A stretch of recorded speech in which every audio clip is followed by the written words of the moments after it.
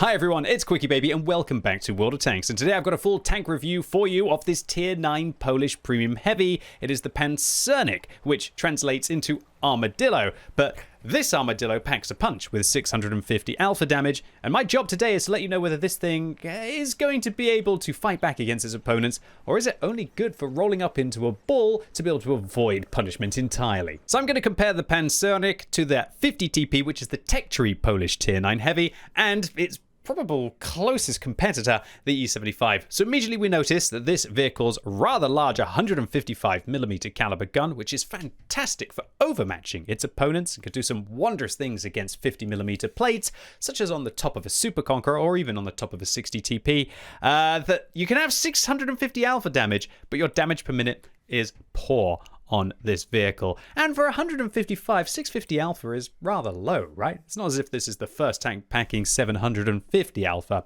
To go with this large caliber gun, you have reasonable penetration of 248, very comparable to the other two vehicles. And with regards to its premium ammunition, it gets 310mm of heat. That's lovely, but I'd rather have 303mm of APCR, thank you very much, on the 50 TP, or I'd definitely rather have more pen on the APCR or the 311 on the E75. Luckily, this vehicle carries 30 rounds, so that's more than enough to take a variety of HE rounds as well on this tank, which are great, 77mm of pen and 800 alpha damage if you're dealing with very weakly armored tanks. However, things start to get ugly when we take a look at the gun handling of this vehicle. 3.2 seconds aim time, 0.44 accuracy. Ouch, that really sucks in comparison to the other two vehicles here. And when we take a look at the gun handling, horrible dispersion when moving, and not great news when turning the turret. This thing feels awful with regards to its gun handling. Probably one of the... It's as if I've gone back in World of Tanks to like 2012 and I'm playing a Soviet vehicle when I play this tank. However, the gun depression of 8 degrees is comparable to the other two vehicles in this comparison, and it allows it to be very flexible on a ridgeline. So onto the mobility. Are armadillos fast? Well, in World of Tanks, no. The Pancernik is super slow. 30 forwards and 12 backwards is awful. This vehicle, however, weighs 100 tons, so if you get a chance to be able to ram anything, yeah, thumbs up, go for it. And don't ram this vehicle. You are not going to come off very well unless you're playing a true super heavy of World of Tanks. To go with this massive weight, it gets a 1,100 horsepower engine, which gives this vehicle a very underwhelming 11 power to weight ratio, and its ground resistances, while they are better than the other two vehicles in this comparison, because of that limited top speed, this vehicle is slower on hard and medium, even with those better resistances and kind of comparable power to weight ratio. Where this vehicle does do better will be soft terrain than the other two tanks, but again, that'll depend on off-road driving on the other two vehicles, kind of balancing out that equation altogether. To add to this rather cumbersome vehicle, it has 20 degrees a second on the turret traverse. That's only marginally better than the awful E75 turret traverse, and the tank traverse is 20. Awful, awful, awful, awful, awful. And that means that this thing takes ages to turn its hull to its opponents, so you better hope that they're not fast and actually trying to flank you. However, as you would expect with a vehicle called an armadillo, right? This thing has some whopping armor. 300mm on the front of the hull, 350 on the front of the turret, and 120 on each of the side. However, when we take a look at the armor model on this tank, you'll see that it's good news, but not great news. The lower plate gets to 200mm of effective armor. That's going to get penned by tier 7 tanks, let alone the tier 10 tanks that this vehicle is mostly going to have to deal with. And it has a weak point on top, which, when it's not using its gun depression, is exposed with 200mm of protection. So again, not great news there. And this weak point is visible from all the way around the vehicle. However, when the vehicle uses its gun depression, that weak point is hidden. And if you can hide that lower plate, man, this thing becomes absolutely ferocious. This is a very thick turret, and even 310mm of heat pen is not going to go through the cheeks. However, you'll notice that if you have more than 300mm of pen, you can have a good chance of going through kind of like the turret ring on this vehicle, so do take advantage of that. I must warn you with this vehicle that it's an absolute monster when it comes to side scraping. You have 120mm of protection all the way along here, and you have super well angled and relatively thick armored side here of 70mm, which it has to get through 30mm of space protection before it hits that angled armor. So that means nothing's going to be able to deal with that. But be warned that if you do this, then this whole mid bar of the vehicle is going to be vulnerable to tier 9 and tier 10 gold rounds. So yeah, load some money to be able to crack open this armored ball of a vehicle. However, when your opponents do get your side, suddenly the armor doesn't work at all, especially if they're shooting the front of the tracks along here, and even 200mm of pen is going to be able to deal with that. And the side of the turret is horrendous, which means that if you turn the turret, then your opponents are easily going to be able to get you. And also, this kind of like mantlet on the front, or should I say that behind the mantlet, becomes a real big weak point from the side as well on the turret, which is kind of annoying. A passing mention should be made to the fact that you can actually overmatch the upper deck of this vehicle if you have a 121mm caliber gun, so take advantage of that. And this thing, it doesn't take artillery shells very well, as it is a massive target altogether. But all in all, a heavily armored vehicle. I wouldn't really say that much better armor than the E75 or the 50 TP, just different armor. And when you take into account that also this vehicle has less hit points than the other two vehicles in this comparison, one of the aspects that I thought was going to be a true superpower of a vehicle that's called the armadillo, right? It just really isn't. Its armor is decent, but it's no more decent than other decent, for lack of a better word, tier 9 heavily armored vehicles that we currently have in the game. Add to this disappointing view range of 380 meters and horrible camera rating, and you aren't really going to be spotting for yourself very much. So when it comes to the crew on this vehicle, if you've got a 60 TP, the crew will work perfectly here. For your commander, I recommend Brothers Repairs, Recon, Emergency Coordination, and Practicality. For their radio operator skills, take Situational Awareness, Side-by-Side, and Firefighting. For your gunner skills, I would recommend Brothers Repairs, Snapshot, Deadeye, Armorer, and then your choice of either quick aiming or designated target, depending on how you want to play.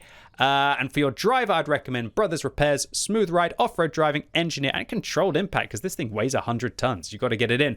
But if you want to drop Controlled Impact because you don't ever want to ram in this vehicle, then probably take Clutch Braking instead to be able to help with that horrible hull traverse. For your loader, Brothers Repairs, Intuition to switch between the AP and the heat rounds, Ammo Tuning to increase your alpha. And then I'm personally going to go for safe stowage and close quarters combat, although a lot of you might actually do better with perfect charge, considering this vehicle doesn't really have a very good reload. And so whether you want to focus on that or focus on having better shell velocity to be able to hit your shots more confidently, that's going to be down to you. Equipment wise, I'm going to be using two builds on this tank. My first build is going to be vents with vert stabs and a turbo. Now, a lot of you will be saying, whoa, you're not using a gun rammer on this tank? And I think this is like the perfect tank to not use a gun rammer on. It has horrible damage per minute, really good alpha damage, and then everything else about the tank is mediocre, and so I feel like I'm going to get way better value from the vents on this vehicle than I will from improving my rate of fire by the 7% more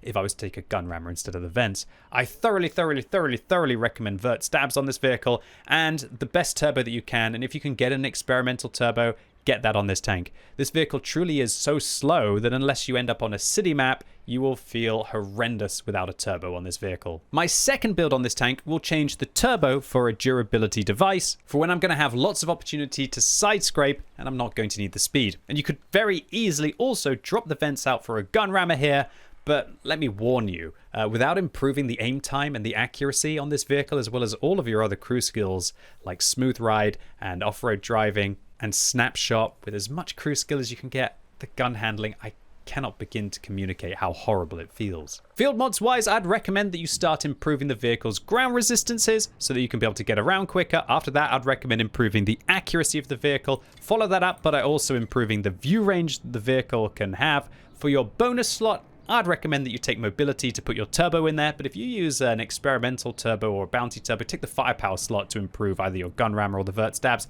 And for the final field mod, definitely take the top speed to improve that horrible base 30 kilometers an hour. But let's go see what the Pancernik's capable of on the battlefield. So first up, we're going to be fighting in a balanced matchup here against some tier 10s on Fisherman's Bay. And in the Pancernik, in this mode, I'm just going to go into the town, try to brawl it out. If I was playing a faster heavy, I might try and contest the one line, but this is not a faster heavy. Look at this thing. I'm playing with a bounty turbo today with regular vents and regular vert stabs, so you'll get an idea of how you can improve the gun handling without dipping into bounty equipment. But yeah, I'd like to highlight this, to be fair, is without having the final field mod that will increase the top speed by 2 kilometers an hour, but this is with a bounty turbo. I tried playing this thing without a turbo, and boy, just no. I tried Vent's Vert Stab's Gun Rammer to play it like it was my 60 TP, and it was just too slow. And so I thought, well, you know, this thing doesn't have damage per minute like a 60 TP has, so just drop that gun rammer and get the turbo in there instead. I tried to play it as well without the vert stabs, and man, this thing really did suck. It just truly sucked. I cannot communicate just how bad the gun handling feels on this vehicle and how slow it is. So if you're the kind of player who wants to play a fast, aggressive heavy and get stuck in, well, you pretty much don't need to watch much more of this video, if I'm honest with you. However, if you're the kind of player who likes to work a ridge, who likes to let their opponents come at them, and your idea of heaven inside World of Tanks is basically just waiting like you're some immovable rock. You let the waves of the enemy wash upon you and defeat them all piece by piece, then maybe this is gonna be the tank for you. For me personally, it's an okay playstyle. You'll all know that the E75, well, not all of you, but some of you might know that the E75 was my first ever tier 9, and I really fell in love with not just the E75, but the Tiger 2, because of learning how to use that angled armor after the Tiger. And I love tier 9 matchmaking in my E75. Absolute a force. The thing is that this vehicle, it kind of has very similar playstyle to the E75, but when I look at the statistics, I just feel like the E75 has statistics in areas which this one does not. Just a little. Is it really worth having the extra 120 alpha damage on this vehicle to be able to sacrifice so much that makes the E75 the E75? Well, that's going to be down to you, and only really you can make that decision for yourself. One thing I was happy about, though, in this game was that big hit into that AE Phase 1. Not only did we do 76 damage to them, we also managed to track them for the rest of their hit points as well. And I have to admit, this gun, when it gets going like this, boy, these chunks that you can take out of your opponents feel good. However, what doesn't feel good is that every time they hit your lower plate, especially right on the fringe there, look at that, a pixel on the side from its angled armor, yeah, you lose your engine a lot on this vehicle. And the gun handling just never quite good enough to truly be able to snap. And it feels like in this tank that when your lower plate does get caught out, it's incredibly awkward. You can see I'm trying to do everything that I can to be able to hide that lower plate, but I'm just going to pause and fly in here just so you can see that was the shell right on that corner that caught us, and then right there as well. So this flap, it only goes out towards this part here. If you're thinking that the lower hull was kind of angled in at all, no, it's not. And so this can be very awkward to try and side scrape. So I'd recommend kind of over-angling this vehicle when you're trying to side scrape, but just be careful against heat rounds that might be able to punish you if that is the case. But man, when this thing gets going with these trades, yeah, it feels good.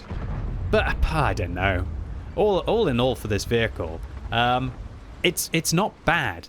But this tank is anything but exciting. It's amazing that Wargaming have taken a vehicle which could be so close to a 60 TP and just somehow managed to strip most of the fun out of it. That was a horrible shot. I thought I could maybe clutch one over the AE Phase 1, but I think that was a little bit too wishful. So it's really interesting for me with this vehicle that personally, just for me, as someone who loves the 60 TP, and the 60 TP was my first tank that I managed to do 10,000 damage in the game, that you think that the Pancernik would be one of my faves, right? I love my E75. I love my 60 TP. This vehicle is like an E75 and a 60 TP kind of had a baby. But this baby doesn't like that baby, if you know what I mean. It somehow doesn't feel right. It doesn't feel right to be able to gain this 650 alpha damage, which is only marginally better than the alpha damage that a lot of other vehicles at tier 9 have. You have to sacrifice so much to be able to get it, is how I feel. And the armor's great. The armor's absolutely amazing. If you kind of sit in a hold down position, you don't expose the weak point on your top. But just look at this pineapple reticle. And let me clarify, this is with a premium consumable. This is with vent. This is with snapshot. This is with smooth ride, I believe, as well. This is me, and with vert stabs. This is me trying to do everything that I can to try and make this gun usable.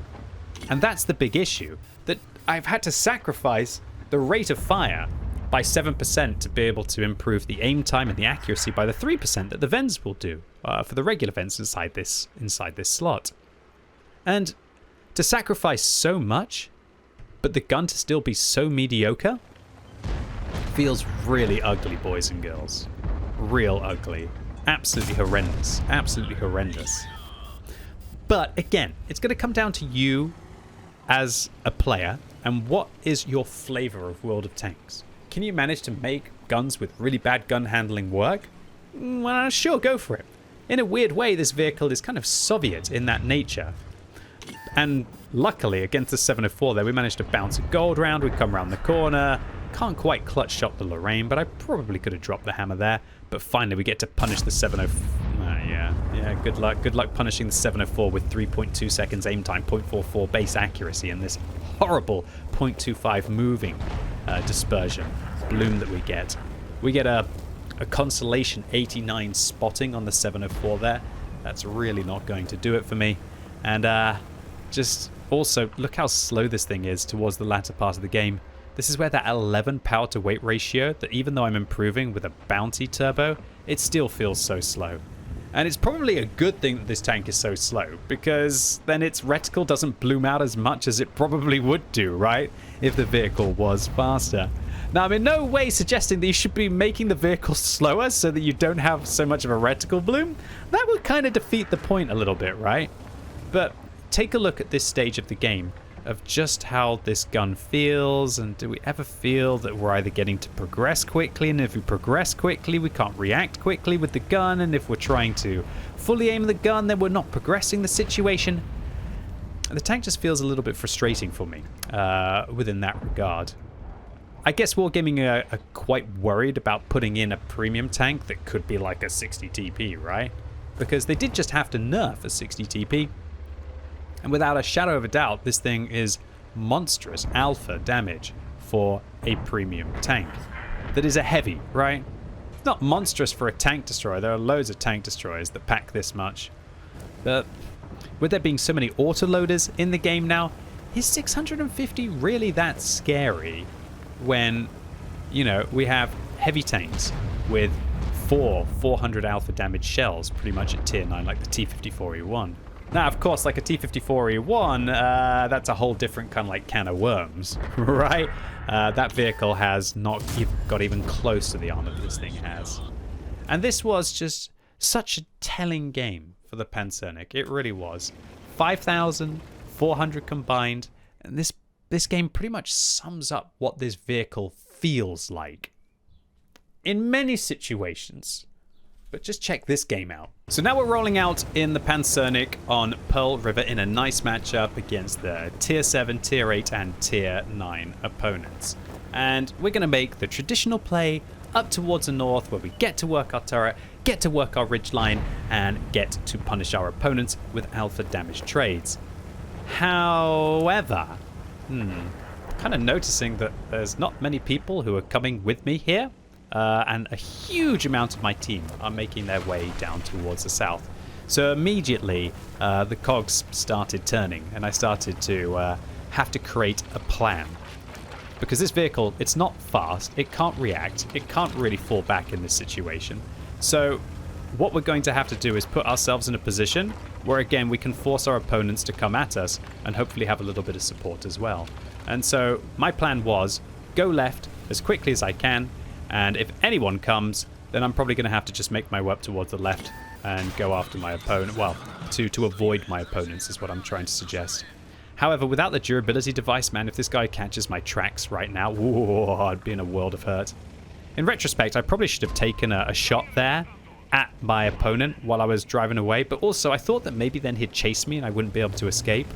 So in this situation, I've told the Juto to fall back, and I just feel sorry for him. I want to try and help the Juto a little bit. I'll try and get one shot for him, but I also want to be in a position facing away to try and run away from this Type 68, because I'm pretty sure that it's not just the Type 68 that is in this situation. And look, it sucks. I don't want to let the Juto die in this scenario, but also I can't expose myself. Luckily, talk about exposed, the Type 68 exposes themselves, and we get a nice outtrade there. They got 400 alpha, I've got 650. And there are all of the tanks that I expected to come this way, including the Hori one. So I'm going to ask the artillery for help, I'm going to hope that they'll have some angles in here. I'm going to take a shot, unfortunately miss. And then this is where things are looking really ugly where you look at the minimap, right? We're being hounded down by 5 opponents. But luckily, with that turbo and the ground resistance improvement that I've put to this vehicle, we're actually managing to get away. I'm asking the Nomad now to be able to get into a position to come and assist me. And with 15 seconds left on the cap, are we going to get reset? Are we not going to get reset? The Borask and the Batchat manage. And so I'm going to have to hold off against as many people as I can. And ladies and gentlemen, boys and girls, this is where you will see how strong this vehicle can be. And that's holding off multiple tanks and just praying that this Nomad is going to help me out. And by sitting in this position, getting vision for my Nomad, hopefully getting some vision for the artillery as well, you're going to see just how well this vehicle does when it gets to use its 8 degrees of gun depression, use its angled armor, only expose everything apart from its lower plate, and just hold on.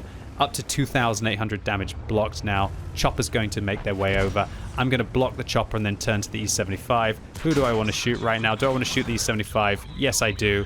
In retrospect, maybe should have gone for the chopper there, who foolishly rams himself into me. We're going to block the chopper more. Another double shot blocked. A block from the Type 68. We managed to take one from the E75 there.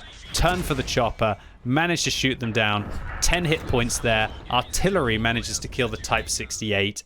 And the E75 looks like we block the Tiger for good measure at the end. And look, this is what the Armadillo, aka the Pancernik, is capable of. We blocked ourselves nearly 5,000 damage. We dealt 3,000 damage, and we got 2,000 assistance there as well. And we turned a situation that looked like it was just back in the garage, right? And dead into a 5k combo combined with 5,000 damage blocked. We'll have made a really good profit here without firing many, if any, heat rounds in this game. And if the Pancernik here can handle that kind of like 1 versus 5 situation and come out at least with a sprinkling of hit points left, imagine how brutal this thing could be to dig out for vehicles that either can't hit its weak point or don't have the advantage of numbers to be able to flank it. So all in all, the Pancernik, do I think that it's a really fun tank to play?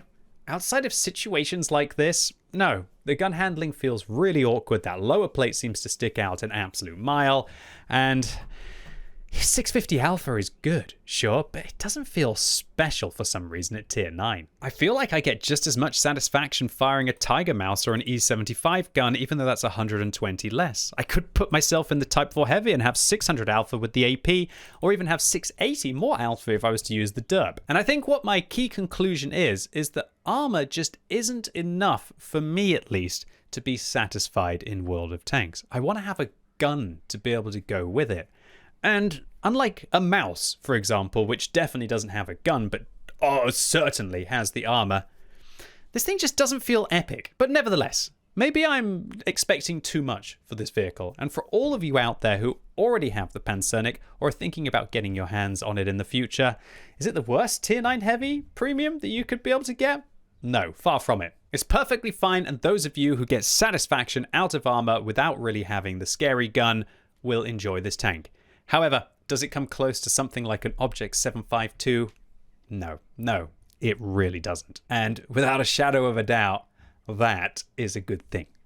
Anyway, ladies and gents, boys and girls, that was my full tank review on the Pancernik. Really hope this video was useful for you, or you just enjoyed it. If it was, give it a thumbs up. If you hated it, give it a thumbs down. And let me know in the comments down below what you think about the Pancernik. Have you played against them on the battlefield? Did you manage to get one yourself from the tiered loot boxes? What do you think about this tank? And as always, thank you so much for watching. You've been epic, and hopefully I'll see you soon.